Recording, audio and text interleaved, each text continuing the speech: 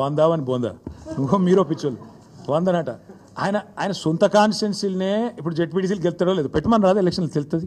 నేను ఏమంటున్నా అంటే మాటలు కోటలు దాటుతాయి రేవంత్ రెడ్డి ఇంకా కూడా పడిపోతారా నాకు అర్థం కాదు. మీరు కూడా మాటలకు ఈయన గీ మాటలు చెప్పి ఆ కుర్చీలో కూర్చున్నాడు ఏదో అది చెప్పి ఇది చెప్పి 420 అడ్డమైన హామీలు ఇచ్చి ఢిల్లీకి వెళ్ళి టూరిస్టులను తీసుకొచ్చి ఈ డిక్లరేషన్ ఆ డిక్లరేషన్. నేను ఒక్కటి అడుగుతున్నా 100 సీట్లు గెలవాలి ఎట్లా గెలవాలి? ప్రజలు ఓట్లు వేయాలి.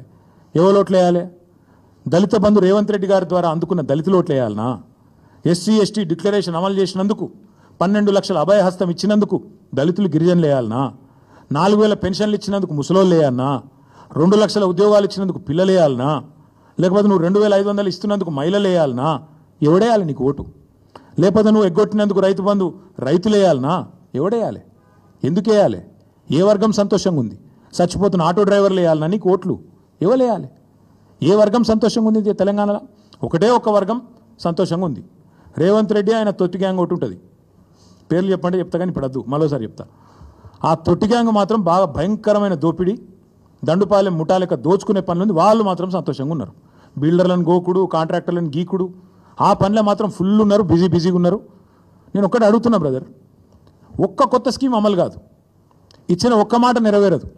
కానీ ఇప్పుడు అప్పు రాష్ట్ర ప్రభుత్వం యొక్క అప్పు 2 లక్షల కోట్లకు చేరుతుంది. ఏడబోతున్నాయి పైసలన్నీ? బడ్జెట్ కాకుండా 2 లక్షల కోట్ల అప్పు. రైతు బంధు రాదు, రుణమాఫీ సంపూర్ణంగా జరగదు, మహిళలకు 2500 రాదు, పెద్ద మనిషికి పెన్షన్ 4000 రాదు, ఒక ఇల్లు కట్టింది లేదు, ఒక చెక్ డ్యామ్ కట్టింది లేదు, ఒక చెరువు తవ్వింది లేదు, ఒక ఇటుక పెట్టింది లేదు. ఏడబోతున్నాయి పైసలన్నీ? మొత్తం మంచిగా ఢిల్లీకి టింగ్ టాంగా ఇదానే కదా టకీ అని చెప్పి ఢిల్లీలో మాత్రం రాహుల్ గాంధీ ఖాతాల, ఖార్గే గారి ఖాతాల, ప్రియాంక ఖాతాల, కేసీ వేణుగోపాల్ ఖాతాల పే సీఎం గారు తెలంగాణను ఏటీఎంగా మార్చి అద్భుతంగా నడుపుతున్నాడు. ఈయనను ఇవాళ మా సోషల్ మీడియాలో పెట్టుకున్న ముద్దు పేరు పే సీఎం.